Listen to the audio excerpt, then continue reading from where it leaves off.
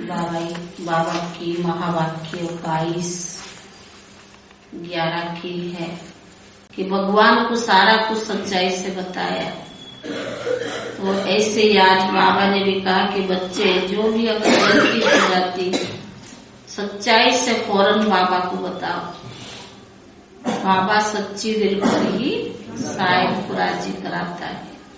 तो इसलिए आज की मुरली सुनना। और बाबा ने कहा कि ये भी स्मृति रखो, हम कौन है, हम स्टूडेंट्स है, पढ़ाने वाला कौन है, शिव बाबा है। तो बाबा पढ़ा रहा है और हम पढ़ रहे हैं। स्कूल में जैसे कोई बच्चा, अगर कोई स्कूल में टीचर पढ़ाता है और उस स्कूल में अगर स्टूडेंट्स 80-90% पास होते हैं तो टीचर्स को गर्व होता है कि हमने जो मेहनत किया सफल हुआ। अगर उसमें ज्यादा बच्चे फेल होते हैं और कम पास होते हैं, टीचर को अच्छा नहीं लगता है। तो ऐसे बाबा ने कहा सदा ये स्मृति रहे कि पढ़ाने वाला कौन है, किसकी पढ़ाई है। यहाँ कोई शरीरधारी नहीं है, पढ़ाई और पढ़ाने वाला दोनों बाबा है। लेकिन कोई ना कोई निमित्त बनता है। लेकिन हमारी भावना क्या होनी चाहिए, हमें कौन पढ़ा रहा है, शिव बाबा पढ़ा रहा है। साहे मीठे बच्चे अभी तुम संगम युग पर हो, तुम्हें इस पुरानी कलियुगी दुनिया का कोई भी ख्याल नहीं आना चाहिए। मीठे बच्चे अभी तुम संगम युग पर हो, तुम्हें इस पुरानी कलियुगी दुनिया का कोई भी ख्याल नहीं आना चाहिए। प्रश्न है, बाप ने बच्चों को श्रेष्ठ कर्म करने की व कर्मों को सुधारने की विधि क्या बताई? बाप ने बच्चों को श्रेष्ठ कर्म करने की व कर्मों को सुधारने की विधि क्या बताई? बाप के साथ सदा सच्चे रहो, सच्चे रहो। और कोई भी अगर गलत काम हो जाता है हमसे तो बाप के सामने सच्चा सच्चा इसे कह देना चाहिए। उत्तर है, अपने कर्मों को सुधारने के लिए सच्चे बाप से सदा सच्चे रहो। अपने कर्मों को सुधारने के लिए सच्चे बाप से सदा सच्चे रहो। यदि कभी भूल से भी कोई उल्टा कर्म हो जाए, यदि कभी भूल से भी कोई उल्टा कर्म हो जाए तो उससे बाबा को फौरन लिख दो। उल्टा कर्म हो जाए तो बाबा को फौरन लिख दो। सच्चाई से बाबा को सुनाएंगे तो उसका असर कम हो जाएगा। सच्चाई से बाबा को सुनाएंगे तो उसका असर कम हो जाएगा, नहीं तो वृद्धि होती रहेगी।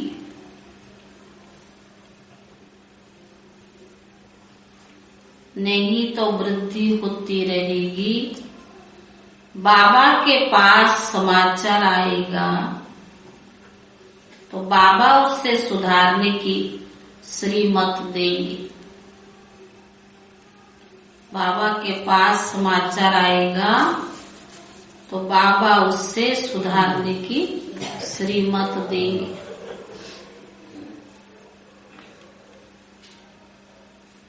ओम शांति। श्री बाबा ब्रह्मा द्वारा बच्चों से पूछ रहे हैं कि बच्चे तुम यहाँ सवेरे सवेरे बैठ क्या कर रहे हो? तुम स्टूडेंट तो हो ही, तो जरूर यहाँ बैठ ख्याल करते होंगे हमको शिव बाबा पढ़ाने आए। तो बाबा ने कहा इस पढ़ाई से हम सूर्यवंशी बनेंगे, क्योंकि तुम राजयोग सीख रही हो विष्णुपुरी का मालिक बनने के लिए। इस ख्यालत में बैठे होना या किसी को जिम्मेवारी, बाल बच्चे, धंधा, दूरी आदि याद आता है। मधुबन में जाते हैं तो बाबा ने कहा बाल बच्चे, धंधा, दूरी याद आता है? क्वेश्चन मार्क पूछ रहा बाप। बुद्धि में यह रहना चाहिए कि यह है गीता पाठशाला और हमको भगवान पढ़ाते हैं और हम लक्ष्मी नारायण अथवा उनके कुटुंब के भांति बनेंगे। यह राजयोग है। बच्चों की बुद्धि में रहना चाहिए कि हम बाबा से डायरेक्ट सुनकर सूर्यवंशी घराने के भांति बनेंगे। लक्ष्मी नारायण का चित्र सामने खड़ा है। हमारा यह राज्य होगा। दुनिया में लोगों को मालूम नहीं कि स्वर्ग किसको कहा जाता है। तुम बच्चे कहते हो कि हम अभी बाबा से स्वराज्य विद्या, स्वर्ग, बाबा ने कहा स्वर्ग की सीख रही हैं। हम ही स्वर्ग के मालिक बनने वाले हैं। यह अंदर में सिमरण करना है। जैसे स्कूल में स्टूडेंट के बुद्धि में रहता कि हम बैरिस्टर, इंजीनियर आदि बनेंगे, उसके लिए पढ़ रही हैं। तुम्हें भी हमको लक्ष्य रहता है। तुमको इतना भी याद रहता या भूल जाते हो? भगवान पढ़ा रहा है, इतना याद रहता है, भूल जाते हो?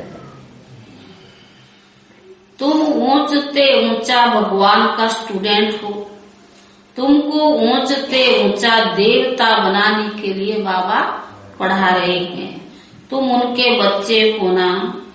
आत्माएं शरीर द्वारा अपने भविष्य मर्तबे को याद करती है।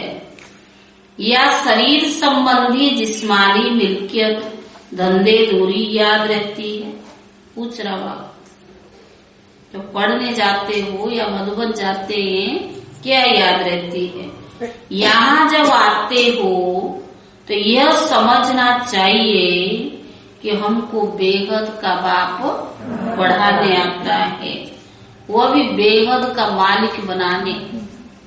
फिर राजा रानी बनो या प्रजा बनो। बाबा तो राजा रानी बनाने आता है, तो क्या बनो वाक के ऊपर है। मालिक बनते हैं ना। नई दुनिया में है ही सूर्यवंशी घराना। यह तो समझते हो ना कि हम अपनी राजाई करेंगे। बाबा जानते हैं कि बच्चों को बाहर रहते, घरवार, खेती बाड़ी में रहते इतनी बाबा की याद नहीं रह सकती। जो रहते घर में और मधुबन जाने में फर्क तो रहता है ना। तो बाबा ने कहा यहाँ तो जब आते हो सब ख्यालत छोड़ करके आओ। तुम अभी उस कलियुगी दुनिया में हो नहीं, अब तो तुम संगम पर पहुंचे। मधुबन क्या है? संगम। कलियुग को छोड़ दिया, बाहर में कलियुग है। मधुबन जो खास है, यह संगम इसलिए मधुबन का ही गायन है। यहाँ इस मुरली का ही सिमरण करना है। जो सुनते हो वो रिपीट करो और विचार सागर मंथन करो। जितना समय मिले चित्रों के आगे जाकर बैठ जाओ। इनको देखते और पढ़ते रहो। ब्राह्मणियां जो ले आती है उन पर बहुत जिम्मेवारियां हैं। बहुत ऊना रखना चाहिए। जैसे टीचर्स को ऊना रहता कि अगर हमारे स्कूल में कम पास होंगे तो हमारी इज्जत जाएगी लौकिक दुनिया में। जब स्कूल से बहुत पास होते हैं वह टीचर को अच्छा माना जाता है। ब्राह्मणियों को स्टूडेंट पर ध्यान देना चाहिए। यहाँ तुम जैसे संगम पर आए हो, जहाँ डायरेक्ट बाबा सुनाते हैं, यहाँ का प्रभाव बहुत अच्छा है। यहाँ का प्रभाव बहुत, अगर यहाँ घर घाट डंडा याद पड़ा तो बड़ा जगत बन गया। बिल्कुल नहीं। तो बाबा ने कहा अगर यहाँ आके याद पड़ा तो क्या बनेगी? याद आई थी तेरी मम्मी? देख, बाबा ने कहा अगर ये याद पड़ा तो क्या बनेंगे? साधारण प्रजा। आए थे राजा बनने के लिए, परंतु नहीं, तो बच्चों को अंदर में बहुत खुशी रहनी चाहिए। चित्र भी तुमको बहुत बहुत मदद करते हैं। लोग अष्ट देवताओं के और गुरुओं के चित्र घर पर रखते हैं याद के लिए, परंतु उन्हों को याद करने से मिलता कुछ भी नहीं। भक्ति मार्ग में जो कुछ करते हैं नीचे ही उतरते आए हो। तुम बच्चों को ऊंच जाने का पुरुषार्थ करना है। अगर घर में शिव बाबा का चित्र रख दो तो घड़ी घड़ी याद आएगा। मुझे याद करो। पहले तुम हनुमान को, कृष्ण को, राम को याद करते थे, अब शिव बाबा सन्मुख कहते सिर्फ मुझ बाप को याद करो। त्रिमूर्ति का चित्र बड़ा अच्छा है। यह चित्र सदैव पॉकेट में रख दो।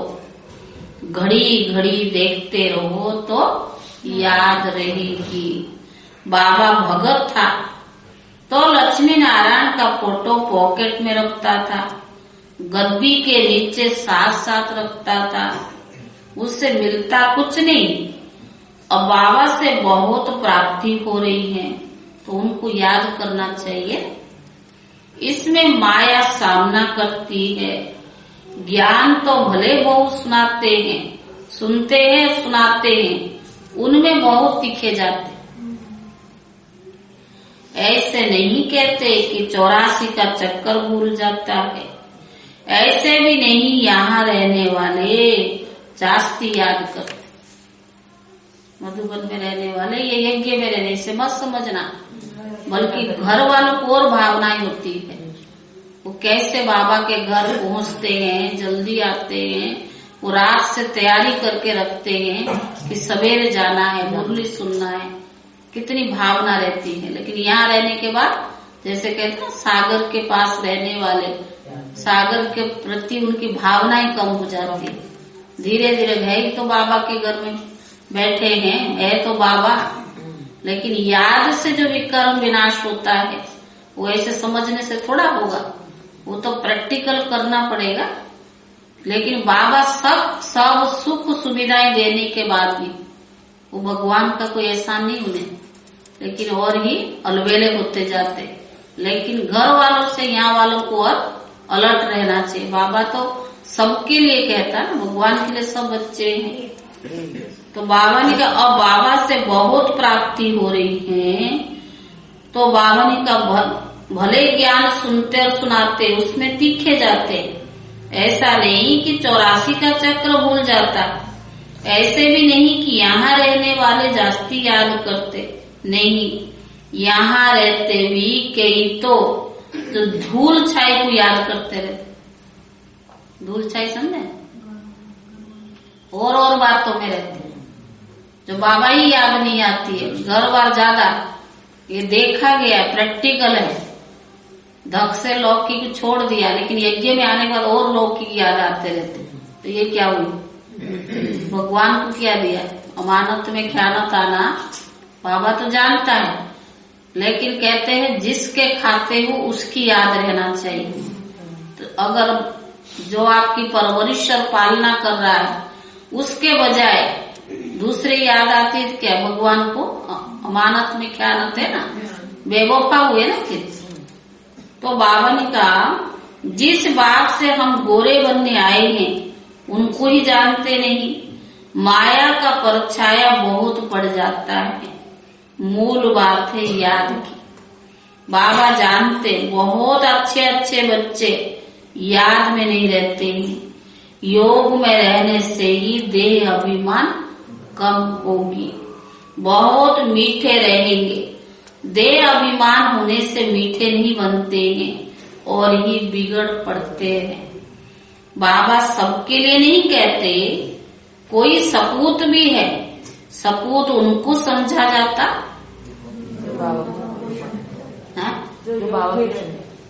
जो योग में रहते हैं, उनमें कोई भी उल्टे सुलटे बातें नहीं होगी। योग कर रहे और उल्टे सुलटे विचार भी आ रहा, ख्यालत भी आ रहा, बोल भी निकल रहा है, किसको क्या बोल रहे वो भी समझ नहीं, तो कैसे कहेंगे योग? योग नहीं कहते ना फिर। तो बाबा ने कहा मित्र संबंधी आदि सबको भूल जाएंगे। हम अशरीर आए थे, अब अशरीर बनकर घर जाना है। अभी तुम बच्चों को ज्ञान का तीसरा नेत्र मिला है, इससे तुम अपने घर को जानते हो, राजधानी को भी जानते हो। यह तुम बच्चे जानते हो शिव बाबा कोई काला लिंग नहीं है जैसे वो दिखाते मंदिर में, ऐसा नहीं है बाबा। वो तो बिंदी विसल है, यह भी हम जानते हैं। अभी हम घर जाएंगे, वहाँ हम अशरीर रहते हैं। अब हमको अशरीर बनना है, अपने को आत्मा समझकर पतित पावन बाप को याद करना है। यह तो समझाया जाता है आत्मा अविनाशी है, उनमें 84 जन्मों का पाठ मुंदा हुआ है, उसका अंत नहीं होता है। थोड़ा समय मुक्ति धाम में जाकर फिर पाठ में आना है। तुम ऑल राउंडर पाठ बजाते हो, यह सदैव याद रहना चाहिए। अभी हमको वापस घर जाना है। बाबा को याद करने से हम तमो प्रधान से सतो प्रधान बन जाएंगे। यहाँ धंधा धोरी को याद ना, मधुबन के लिए बाबा कहते जब यहाँ आते हो ना, अब आए भी है जाने वाले भी, बाबा कहता अगर यहाँ आए हो तो घर वार को याद नहीं करना। अभी तुम बोट पर बैठे हो, कोई बीच में उतर जाता है फिर फंस मरते हैं। इस पर शास्त्र में भी एक कहानी है। अब तुम जानते हो, अब तुम जाते शिव बाबा है। कृष्ण को खेवया व भगवान नहीं कहेंगे, शिव भगवान बात पतित पावन शिव बाबा है। कृष्ण की तरफ बुद्धि जा न सके, मनुष्यों की बुद्धि तो भटकती रहती है। बाबा आकर पटकने से छुड़ाते हैं। सिर्फ कहते अपने को आत्मा समझकर बाप को याद करो, तब तुम स्वर्ग के मालिक बनेंगे। ये बातें कभी भूलनी नहीं चाहिए। यहाँ से तुम बहुत रिफ्रेश होकर जाते हो, अनुभव सुनाते हो।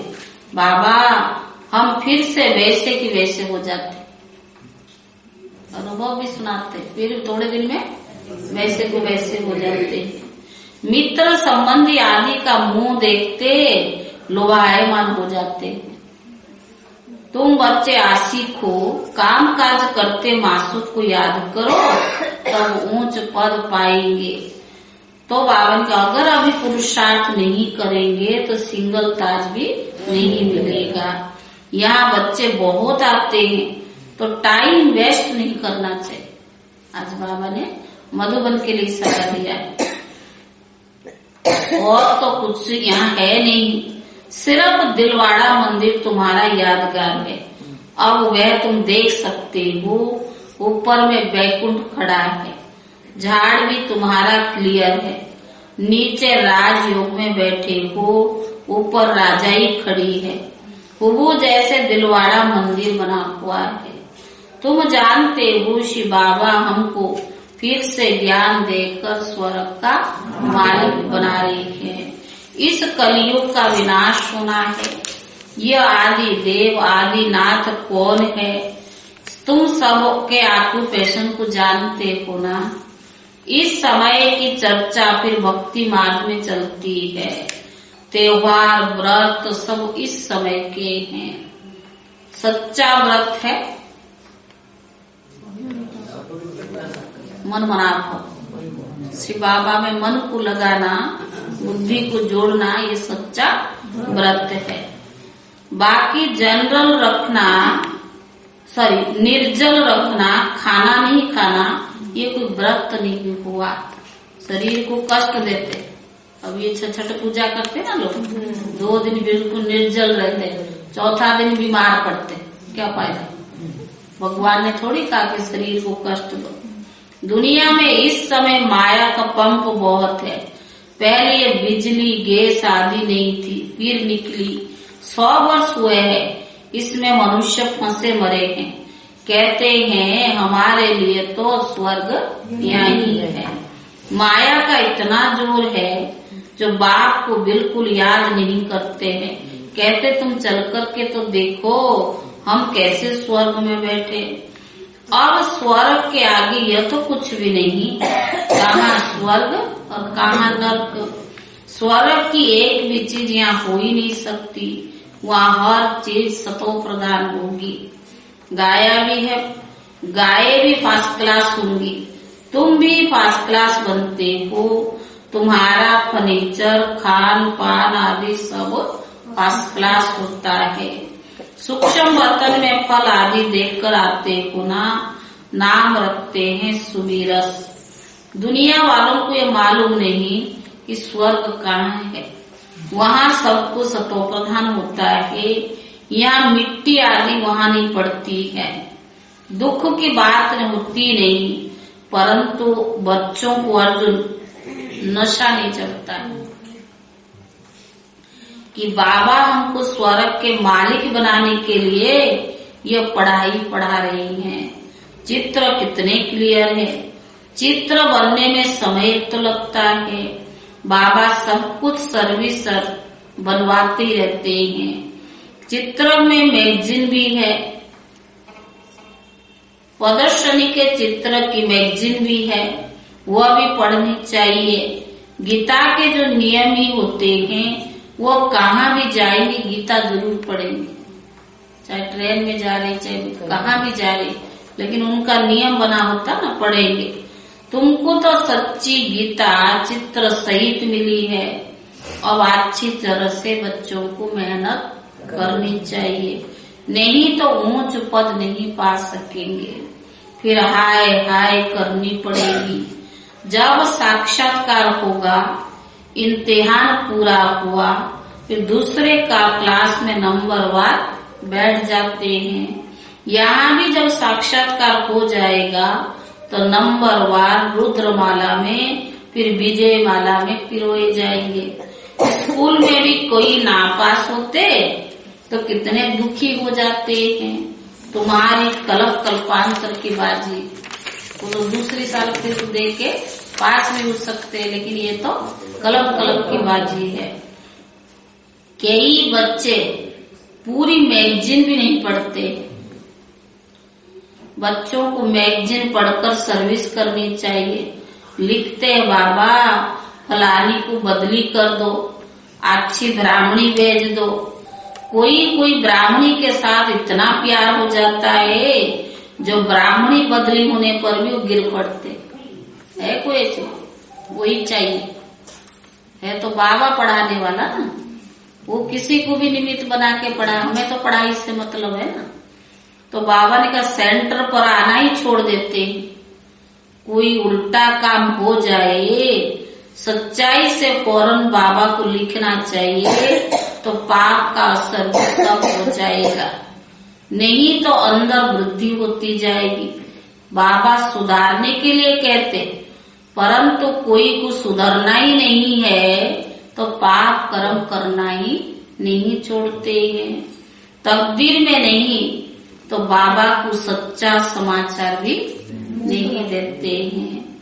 बाबा के पास रिपोर्ट आने से सुधारने की कोशिश करेंगे। सच्चाई से बताओगे बाबा तो करेगा ना बच्चों को सुधारने की। अच्छा मीठे मीठे सिकी ले दे बच्चों प्रति, माता पिता बाप दादा का याद प्यार और गुड मॉर्निंग। रूहानी बाप की रूहानी बच्चों को नमस्ते। हम रूहानी बच्चों की तरफ से रूहानी बाप दादा को याद प्यार और नमस्ते। धारणा के लिए मुख्य सार। पहला, अशरीर बनने का पूरा पूरा अभ्यास करना है। अशरीर बनने का पूरा पूरा अभ्यास करना है। कोई भी उल्टी सुल्टी बातें नहीं करनी है। कोई भी उल्टी सुल्टी बातें नहीं करनी है। बहुत मीठा बनना है। किसी बात में भी बिगड़ना नहीं है। उल्टी सुल्टी बातें नहीं करनी है। बहुत मीठा बनना है। किसी बात में भी बिगड़ना नहीं है। दूसरा, मुरली का सिमरण करना है। जो सुनते हो उस पर विचार सागर मंथन करना है। मुरली का सिमरण करना है। जो सुनते हो उस पर विचार सागर मंथन करना है। मनमना भव का व्रत रखना है। मनमना भव का व्रत रखना है। वरदान, सदा फरमान के तिलक को धारण कर फर्स्ट प्राइज लेने वाले फरमान वरदार भव। सदा फरमान के तिलक को धारण कर फर्स्ट प्राइज लेने वाले फरमान बरदार भव। जिन बच्चों के मस्तक पर फरमान बरदारी का स्मृति का तिलक लगा हुआ है,